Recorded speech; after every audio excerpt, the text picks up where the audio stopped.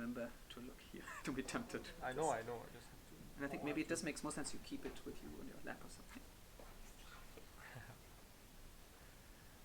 Hi, ladies and gentlemen, yes. ICE audiences and friends and ICE community. Hello. Good evening, everyone. My name is Jay. And this time I am still Till. Okay, yes. Thank you for being Jay again. Yes, and we are actually from InterCulturalEducation, a Hong Kong-based social enterprise that is trying to connect people to understand the world.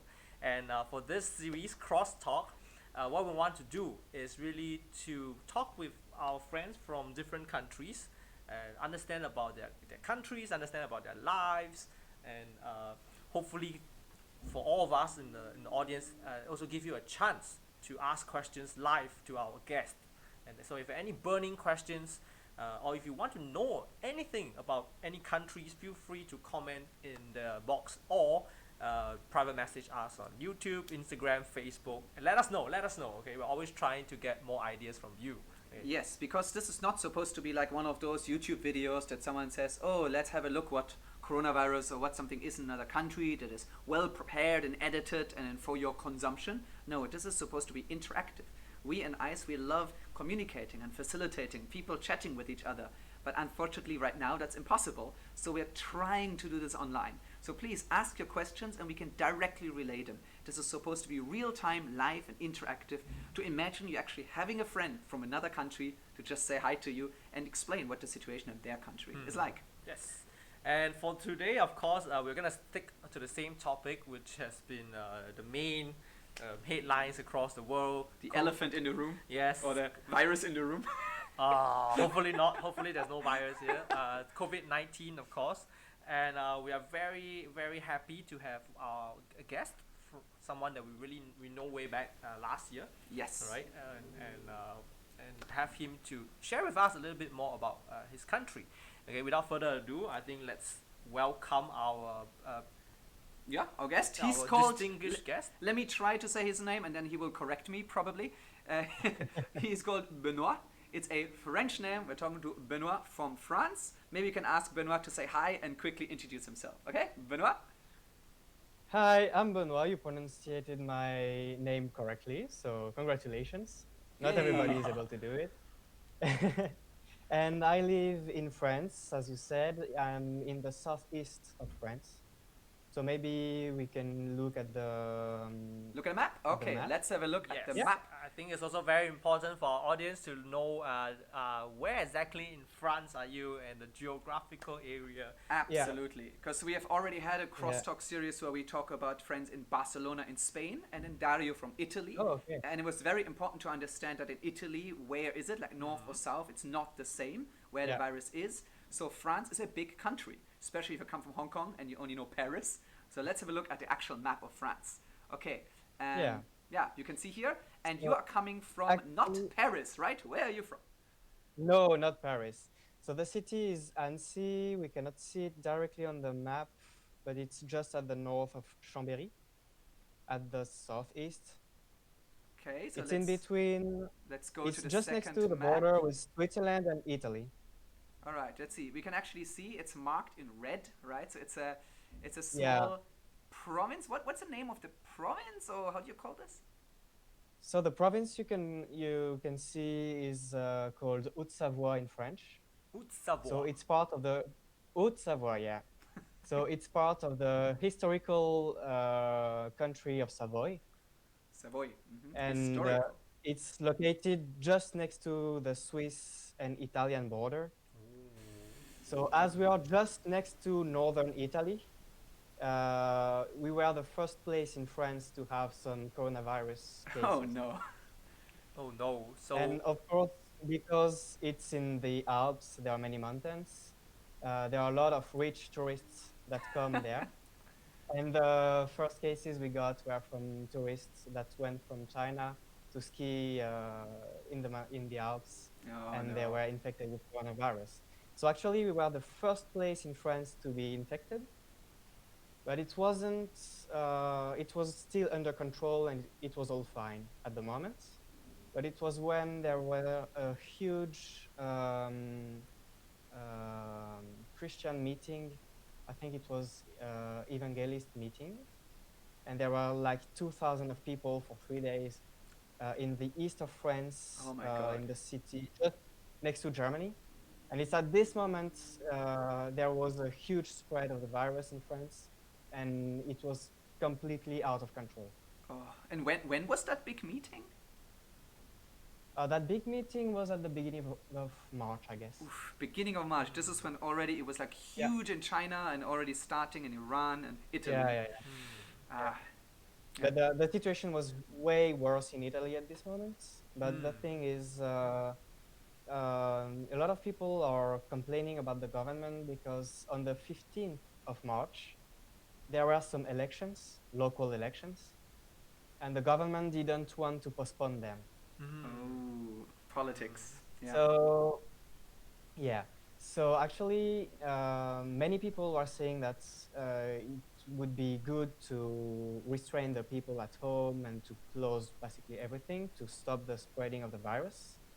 But because of this deadline of the 15th of March, the government didn't want it to take very big measures, very big policies to restrain people. And so we waited, and there were some announcements that weren't very logic to each other, because sometimes the government tell you not to go out if you don't have to, but some other time they are asking people to gather and go voting. So at the beginning it was a bit messy. And then the elections passed, and one day after this, so the 16th of March, the government announced that the whole country would be locked down. Whole So, country. like, now- so they didn't even Yeah. start with like one province or one city. It's like from one day to the other, whole province. No, at the beginning, the impacted provinces closed some shops and schools, and a lot of like things like they made not possible anymore to visit someone at the hospital or something like this. Wow. But not very big measures. And like one day just after the elections, full lockdown. So I'm actually yeah. curious. Were there already like some rumors? Oh, they're gonna shut everything down, or did it surprise everyone? Or did people kind of feel it's gonna happen? No, people were not surprised at all, because like they were just listening at what the scientists and the doctors say, and it was obvious that the government wants the elections to be held at the 15th of March. So we were all 100% sure it will be a full lockdown just after that, just after the. So there was already a virus going on, but the election still has to continue, and and then after that they locked down straight away. Yeah. Yeah. And we were pretty surprised because, of course, a lot of people didn't come to vote on the 15th because they were afraid of the coronavirus. And the people that went to vote the most were the elderly, because they are supposed to be, the most at risk. But for them, it's really more important to go voting, and they might be less willing to change their habits. Because they have never faced something like the coronavirus before, so they are not really into changing their lifestyle drastically. So yeah, it was pretty surprising to see that most voters were the elderly. So there was still not, I think like a lot of other countries, the elderlies were the one who were the least afraid, and yet they are actually one of the most vulnerable groups. And yeah, completely. yes, and also what you mentioned, to link with also what Dario said last Thursday, actually northern Italy was one of the most badly hit, and your province is actually right next to Italy. Yeah. And that's why you also have one of the first cases of coronavirus in Of France, right? Because there are a lot of exchanges between the place I live and Switzerland and Italy, and a lot of exchanges from Italy to Switzerland. So it's pretty complicated. And when we knew that Italy was going to lock its northern parts, we just one day after that we got bus that was from Milano, the city that is the most impacted in Italy, and that was having 2 cases of coronavirus. and that's just we figured it when it was in the city of Lyon in France. Oh, Lyon. So it That's a was big supposed city, to be right? locked down, but the buses continued to go through the border and to go in France. So people were a bit surprised about it because, yeah, I feel like in Europe it was only very small measures at the beginning, and after there is a huge gap and very strong measures were taken by the politicians. I see. I think you prepared a video about Lyon, right? Was that after it became a ghost town, or so after the lockdown? After lockdown. So it was announced. Okay. It was announced on let's the have a 15th quick of look March. at that. Yeah, let's have a look at how that city became after the lockdown. So this is a very big city, not compared to Hong Kong, but most of the time it's full of people, and it's really impressive to see it's mostly empty. Okay. Let's see if we can get the video.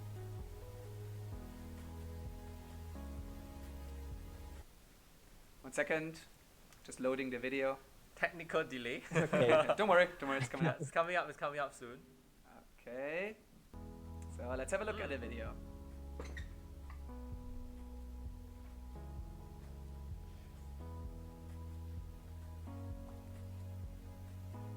So all the places you can see are most of the time during the day very crowded, more especially when it's sunny like this. People love to get out, but at this moment it was just like empty.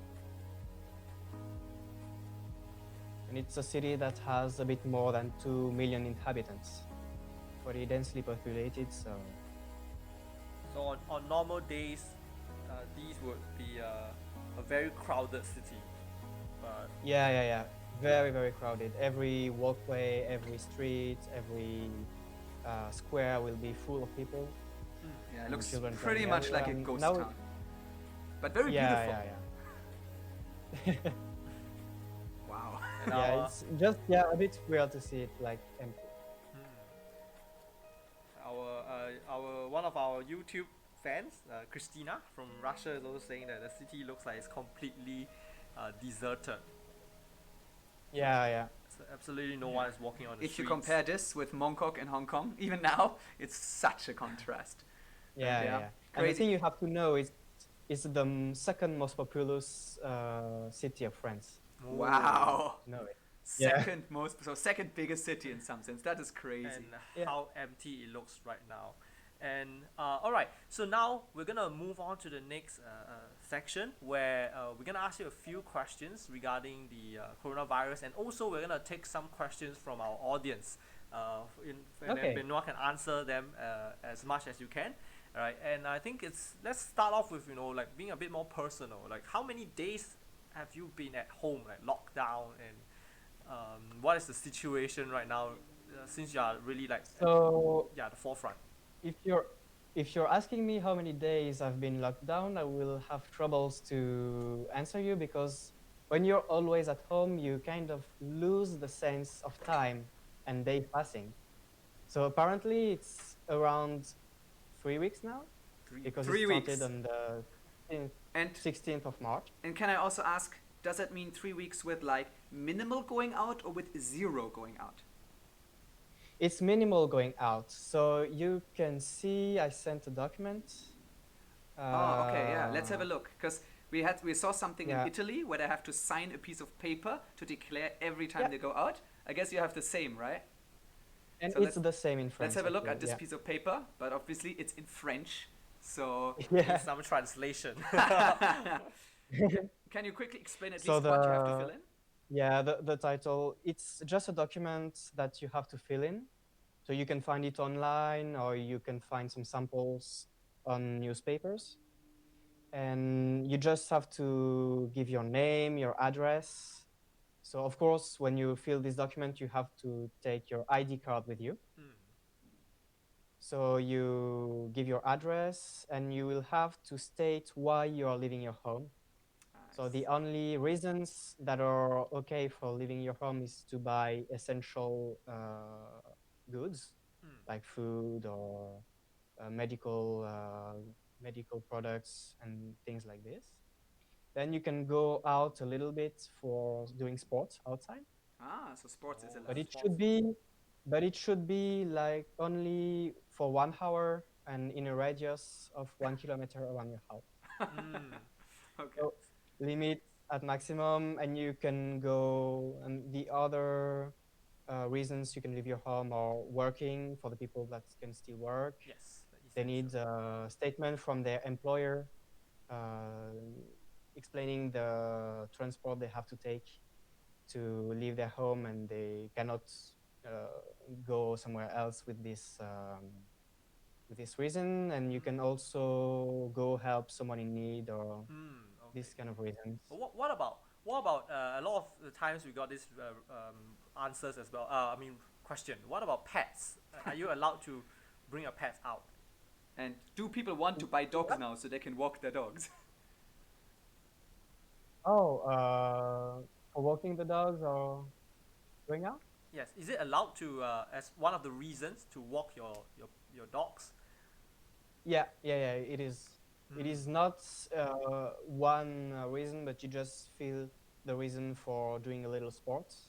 Oh, so the dog is your sports It's reason. your, Okay. part of your sports. It's It called goes. it's called healthy activities. So Oh, it's part of you the. just you feel this, and you need to do one paper each time you get out. So it's for Right. Oh. So you can't keep the piece of paper. And- You have to, every time you have to write a Yeah, paper, yeah. show it, and next Yeah. time you have to write new paper. Okay. exactly. It is designed to be a bit boring to do, so the people will not go out too much.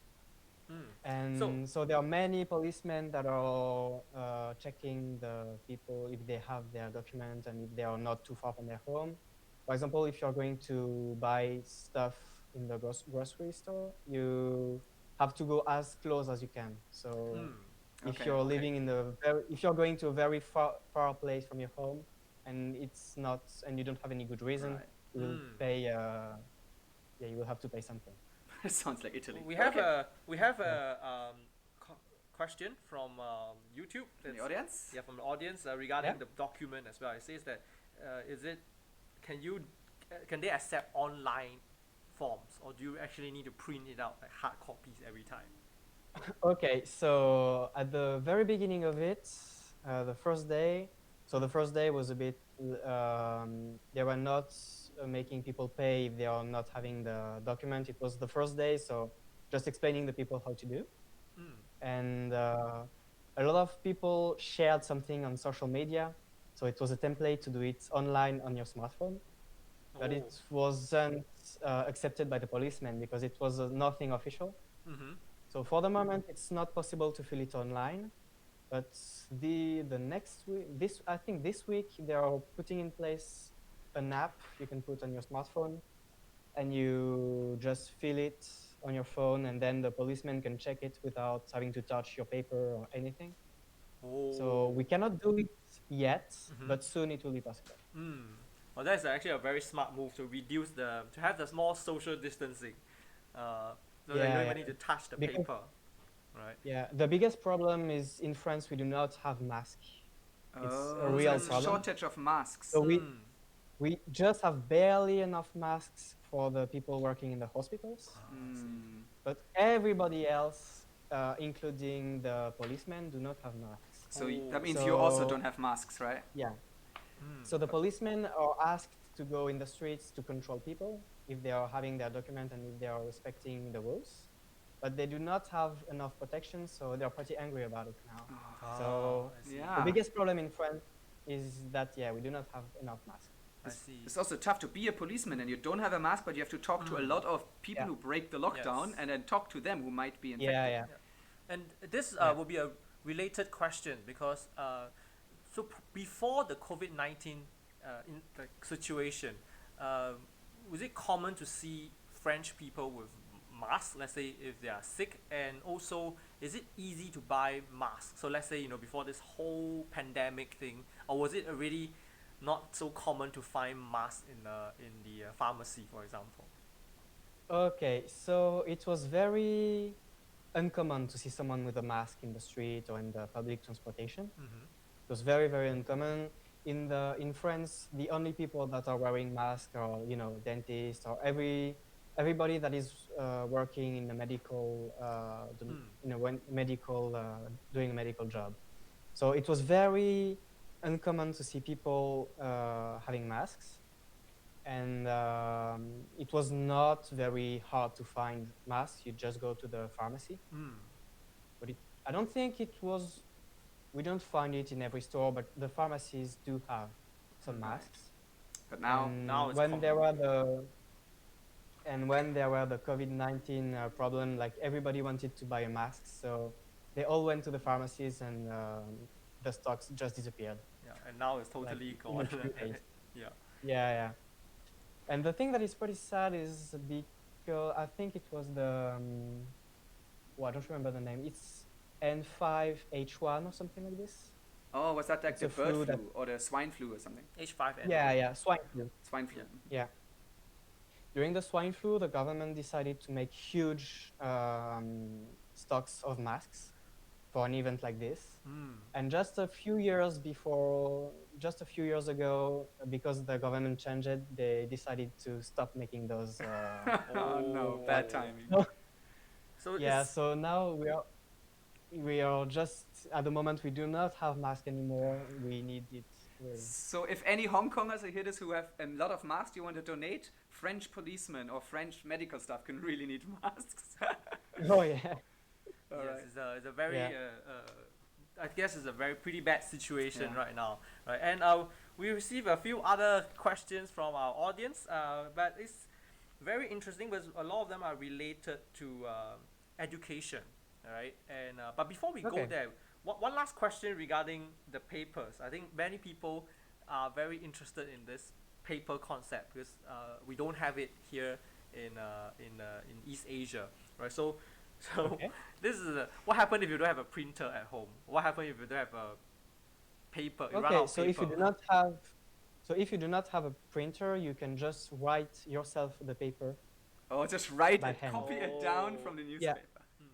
Yeah. Like Because handwritten. the newspaper gave some templates, and it's pretty easy to find some templates. So if you do not have a printer, you can just write it by hand and only give you do not have to write the whole document. Like Okay. if you do it by hand, you just have to put some information, and it's not so complicated. Okay, I see. So let's go to education then, because Ben, as I know it, you are a student. You study in Yeah. Switzerland, right? It's a Yeah. That's it. neighboring country. So you have the advantage of being a French as well as saying a little bit on the Swiss perspective as well. So one of the questions that came out was for over here, people stop the lessons, right? And universities, at least they have this online learning tools. What about, first of all, for you, do you have to still attend your classes online? As a Swiss university, is it Yeah. very common for that? And also, Yeah, does it I work? take my what? Does it work as well? In your opinion, does Oh, yeah. online learning work? Yeah. So So the Swiss university closed pretty early. There were any central decision in Switzerland, but on the local level, because Switzerland was very impacted because there are a lot of exchanges with Italy, they decided to close a lot of stores, university schools. Barely everything is closed now in Switzerland. So they put in place pretty quickly online classes. So most of the time we are using Zoom. They canceled every intermediate exam we can have during the semester. And they are waiting because we're supposed to have the exams at the end of June or July. So for the moment, they expect to make the exams normally. So with the student having to be present at the university to pass it. But they can postpone them to September or maybe make them online, but it will be a decision of each teacher. And the thing is, I don't really like online classes. Yeah. I don't think anyone likes not it. the- I will not say Yeah. who, but we know a lot of Hong Kong university students who also do not exactly Yeah. love online learning. There are But, some teachers that really look like they do their best for making something interesting and to make a good class, but some others have more issues, and it's That's true. it's hard to stay motivated to work for the Yeah, classes. and then some professors try Zoom for the first time and Yes. have their own issues. Yeah. What about for the secondary school or primary school students, let's say in France, or your neighbors, or if you have any siblings? First of all, how early did they close the schools? That's one of the questions from our audience. Or did they leave it until like after the election? Or was it in line with the government policy of lockdown, or did they actually close it a bit earlier? And that's my first question. And then the second one would be, are there any national exams coming up? Because in Hong Kong, I think a lot of people are also very worried that the biggest exam, the university entrance exam, is coming soon, but there's no end date for this virus. So is French also affected by these? So in the places that were the most impacted by coronavirus in France at the beginning, so before the 10th of March, so the place I live in Savoy and the east of France, there were some schools that were closed, and it was like maybe all the schools in those places were closed, but it was very bad for the parents because they still have to work, and their children are just at home and they cannot take care of their children. So there was a big problem at this moment in those places because the parents didn't know what to do with their children because they are not in school anymore. And in the 12th of March, so just before the election, the president decided to shut down every school and high school, school, middle school, high school, everything. And just a few days after this, so the 16th, the president announced that everything would be shut down. So the schools in the whole country closed a bit late, but in the place I live and in the northeast of France, it was way earlier. But it was also a problem because on the villages that were the most impacted by coronavirus where I live, everything was closed. So the population of those villages just went to our other villages to buy stuff or do things. So it's a problem, and that might have helped the spread of the virus. So it could have actually caused even more spread because people, when it's suddenly closed, everyone needs to buy things, and so they have to go to other neighboring villages and possibly infect more other people. Yeah. Yeah, talking about buying stuff though, we also asked Dario from Italy this. Maybe you have heard everyone was doing a toilet paper run in Hong Kong and in many other countries. In Italy, apparently, no one cared about toilet paper, but they did a pasta run. So what about France? Was this a product that people bought like crazy? So actually, as I said, people were expecting a long time before the lockdown would be announced. So it wasn't like in some places where the people just massively one day went to buy everything.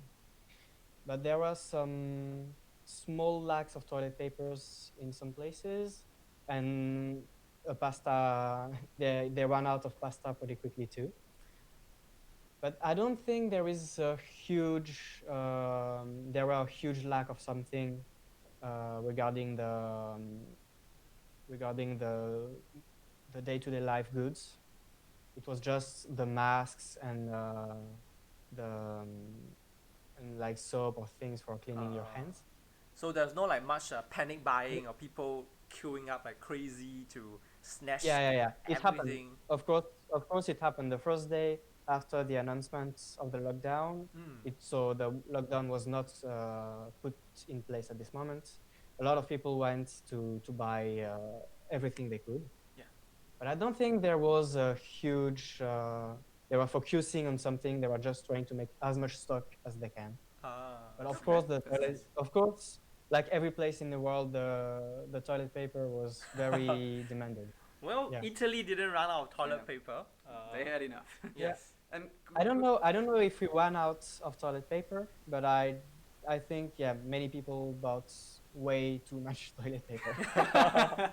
You are covered as well. You have enough. Actually, I didn't buy any because Wow, I you're don't need. chilled. I don't. I already have enough, so All right. I know I Yes, don't need Cool. to go panic buying. Yeah, at this moment. Okay, okay. Yeah. I have two quick things. One from the audience. We have Hi Ben from Rocky. I believe you know who that is. Oh, hi, Rocky. Okay. Shout out to Rocky. Friend. Rocky from Indonesia, who maybe we will also hear from sometime in the future about the situation in Indonesia. But a question from earlier, when we go back for the going out again in the police, have you personally actually been checked by the police in an encounter with them? And if so, how was it? No, I didn't. So I didn't go out a lot. Okay. And when I go out, I don't live in a very highly densely populated place. I see. So there are some fields and there is a forest next to my home.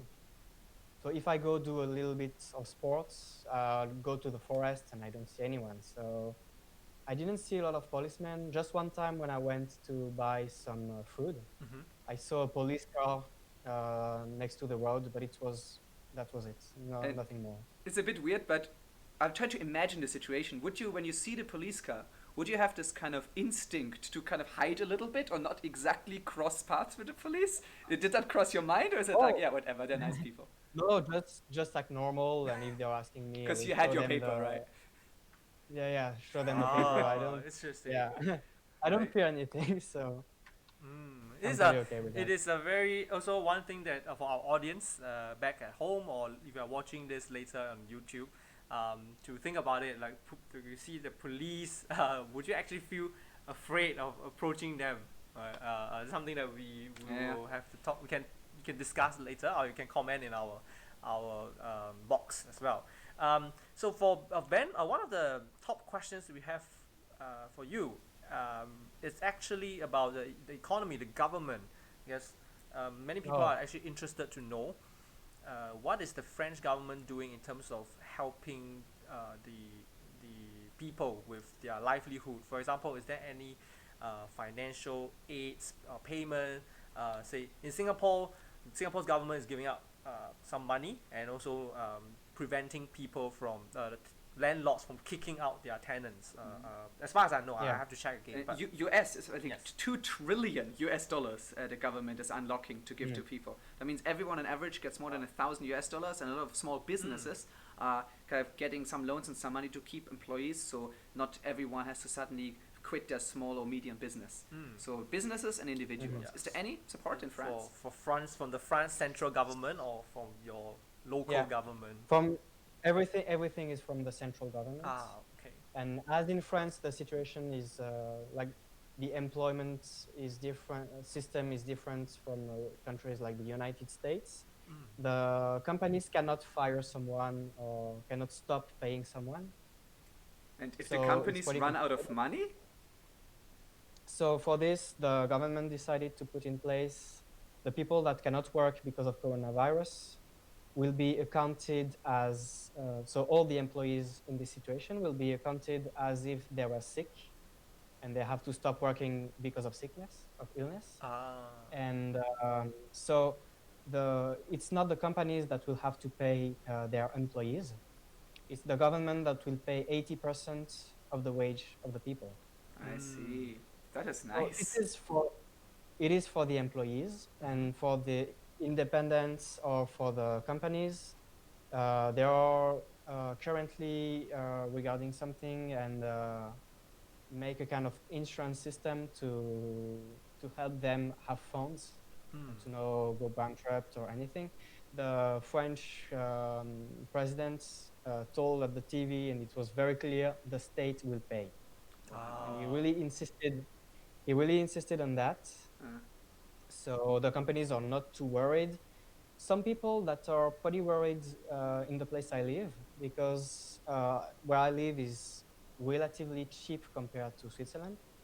So a lot of people are working in Switzerland and living in France. Oh, but now they cannot. And these people that are in between two states They don't get are the in a salary, bit right? hard situation because they don't get their salary because they cannot cross the border because the borders were all closed and they cannot move. and the French government will not help them because they are not employed in France, and the They're Swiss not government contributing I to the don't French know economy. anything. Yeah. So for the moment, they are the few people that have some troubles actually. I see. You raise a very good point regarding this kind of cross-border, in the middle kind of people. So a lot of times when we have implement some measures from the government, there are always a certain group of people who might be left out. Based on what you say, if you live near the border town, you probably work for in Switzerland to get more money and spend it in France. But now they are in a very they're not in a good position, right? But what about people who are homeless? You know, like if you see on the streets, are there any? Is there any? Have you seen any government help, or like for example from NGOs to helping these group of people? Yeah, there are the states. I don't think the states did anything for the homeless people, but all the associations and the NGOs that take care of them, were all working a lot for them because they knew they will be highly impacted by the lockdown. Right, and what about, we know that in the 21st century, a lot of the economy is the so-called gig economy, right? With more and more like Uber drivers, or I'm not sure if France is Uber, but you know, those kind of like freelancers who are not really full employed by someone. Do they get anything, or they're totally screwed now? I think they don't get anything. Yeah, that's I tough. am not very, I don't have a lot of information about them, but I think they don't have a lot.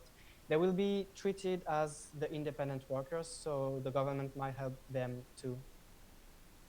So I think they are just like the independents or the self-employed, the entrepreneurs. So I think the state will help them too. So that's also a very good point, right? Like with the new economy, people talking about like not doing the traditional job. How do they fit? Is there a category that can help that they can be put under? And Ben, I'm personally very interested in this border crossing, because I know you're living on a border town, and you know, Europe is pretty much a open border, right? People can just walk across 2 different countries, 3 different countries. Until now, but you know, there are no fence, there are no gates or anything like that.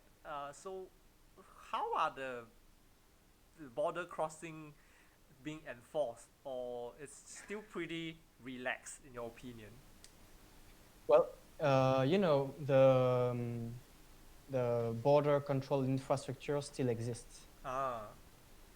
So the borders are open, but there are still border patrol and people working on the borders to randomly check out some vehicles or stuff like this. So actually it's not very hard to lock a border between 2 countries, because the infrastructure already exists, and it's not it's really easy to filter or to check how many people are crossing the border and locking them. So even though there's no physical fence, but it's still very easy for people to, like maybe the border police to check. And I guess also like the roads, right? You can have checkpoints at the roads. But I guess if someone really wants to escape from one country to the other, I think they can find a way, probably. They can find a way. Because there's no like border wall that goes along the entire border. We could see it with the bus. Yeah, like the weakest points in the border are the passes in the Alps. Oh, the mountains. Oh, yeah, you can just climb a mountain, right? They are very, because, and even the roads crossing them, because they are very high, very difficult to reach. And there is no big infrastructure for border control there. And most of the time there is no infrastructure, I guess. So all these places are very easy to cross.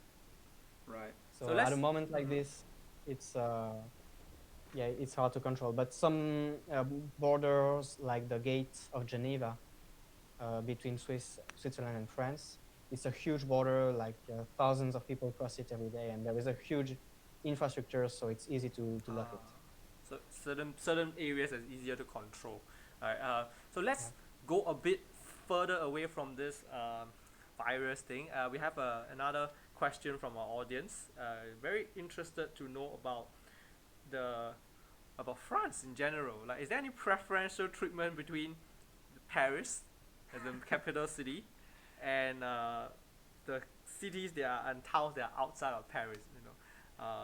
That's what he was saying. Yeah. Yes.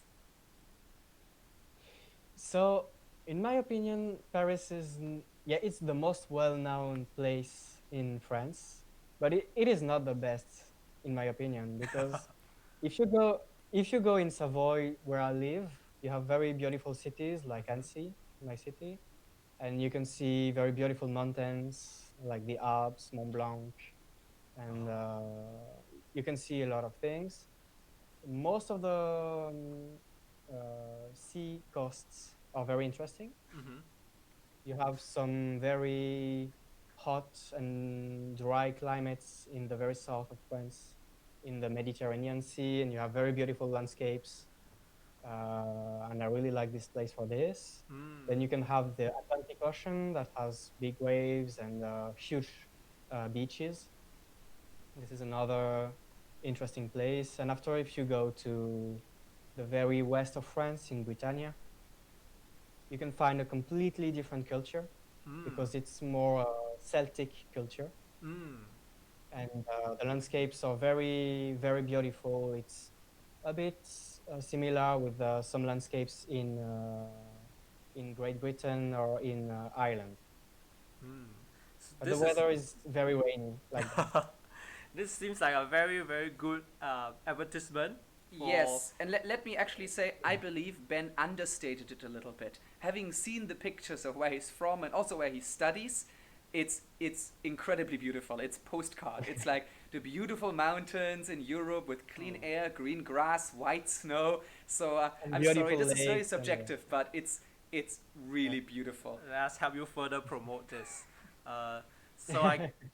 So the summary of that answer would be that if you go to France after the whole coronavirus and when it's safe to go out, don't go just to Paris. Visit the south. Yeah. We are going to also write down the city name of Ben so that people can do more research about it. All right. Right. And okay, so let's take a few more questions. Right. Time is almost up, but let's take a few more questions from the audience.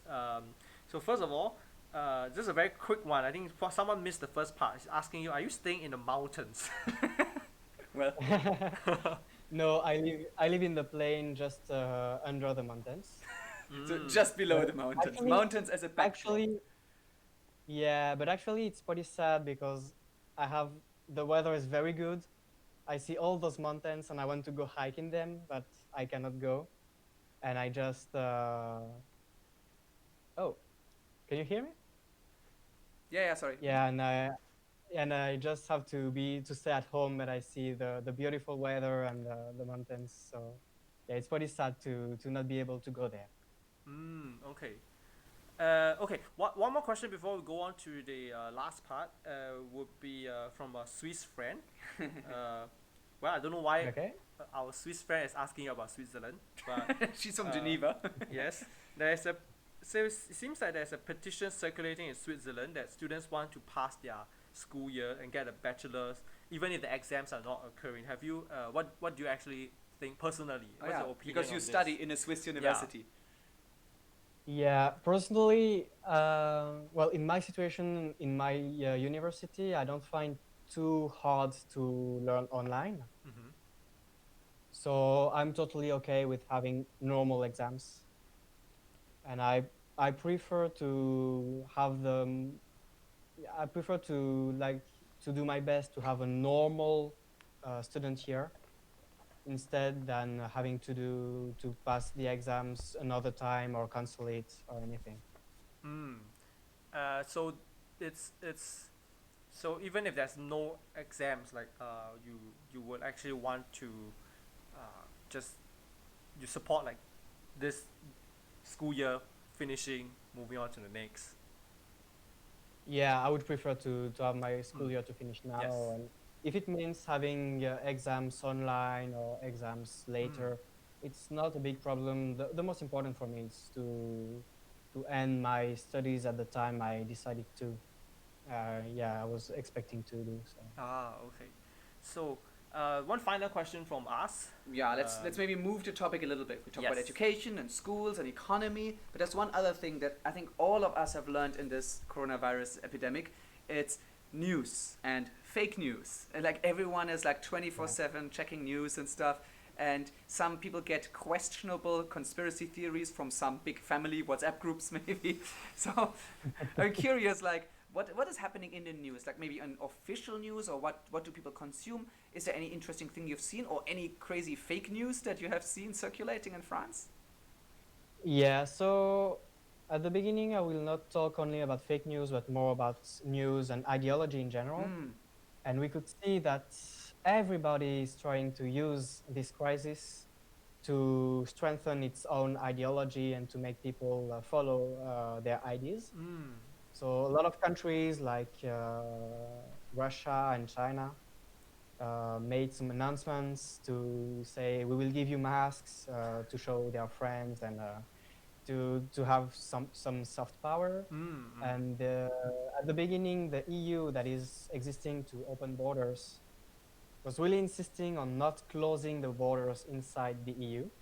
And there was a huge debate on it because they had kind of an ideologic problem with closing the borders. And then, of course, we had a lot of fake news. We can see on an article, there is a French... Let's put that up on the screen. Yeah. So there's an article from Le Monde, which means the world, right? Yeah. Is that a famous The World, newspaper? It's one of the most famous newspapers in France, and it's one of a the very biggest, reliable most one. famous newspapers. Okay, let's have a look. Yeah. So this is so on the picture you can see is one of the most well-known French doctor specialized in viruses and bacteria.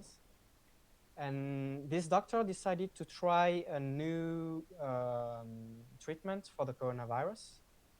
It's hydroxychloroquine, I guess.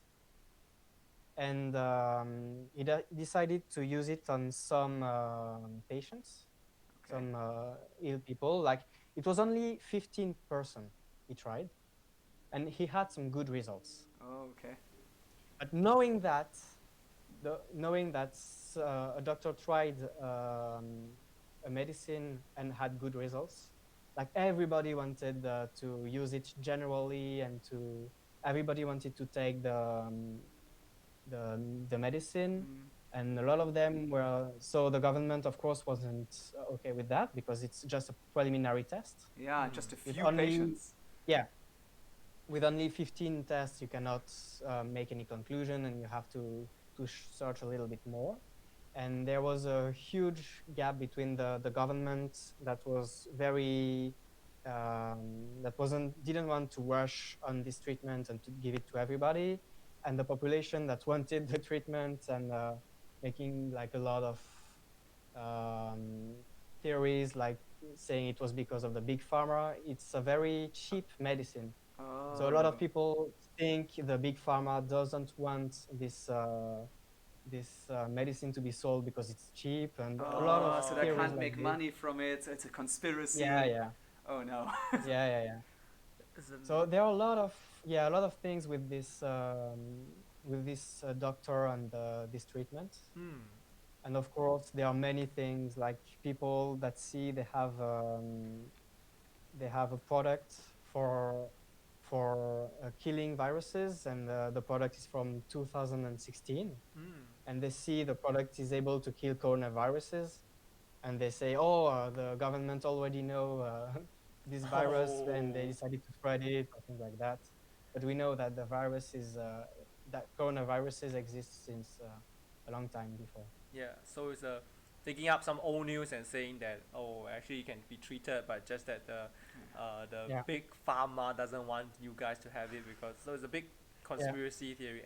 And as far as I know, even like went to like Donald Trump even tried to promote this, and the thing is, and this is why a lot of people want this treatment, because when Donald Trump decided that he could personally use this treatment, and he would want to use it for the New York population, I guess. Like it strengthened even more the people, people wanting to use this this hydroxychloroquine Yes, treatment. this treatment, and it caused even one death, as far as I know.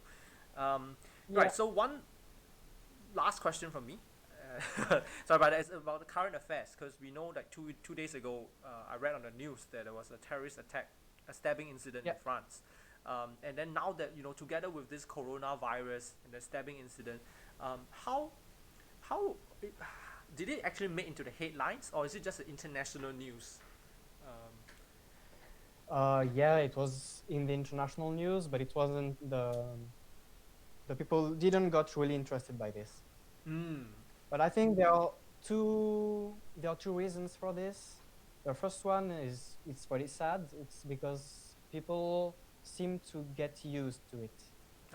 Like the first time in 2015, the first terrorist attack France ever had after the 2000s. The people were really shocked and did a lot of announcements. Yes. And wanted to support the call to defend the victims and everything. And now it happens a few times, and I feel like people are getting used to it and they're less shocked than before.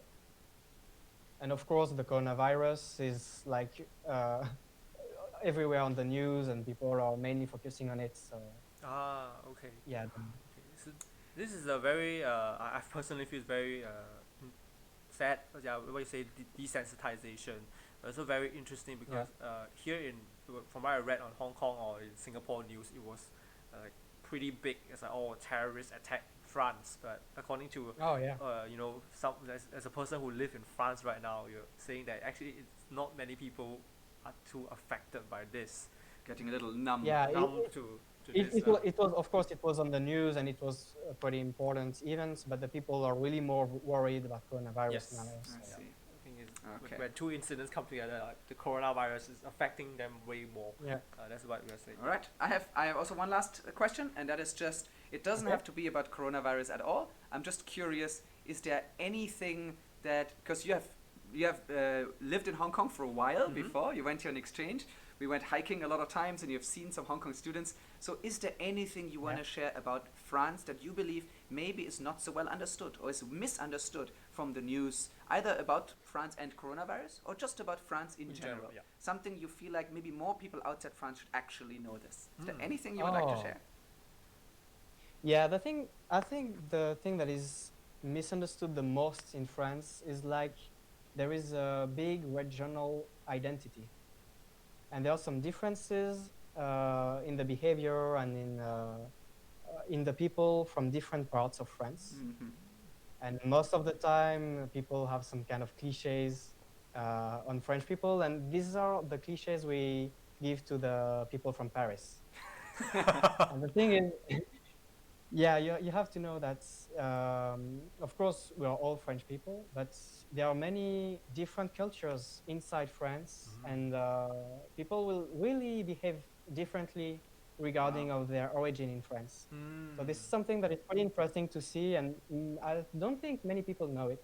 Okay, I see. It's something I really appreciate. So that there are many means different, if you're very new to France or to French people and you meet someone, maybe the first thing that can tell you something, even if you don't know all the regions, you can just say, are you from Paris or are you not from Paris? Is that already a meaningful difference? Yeah.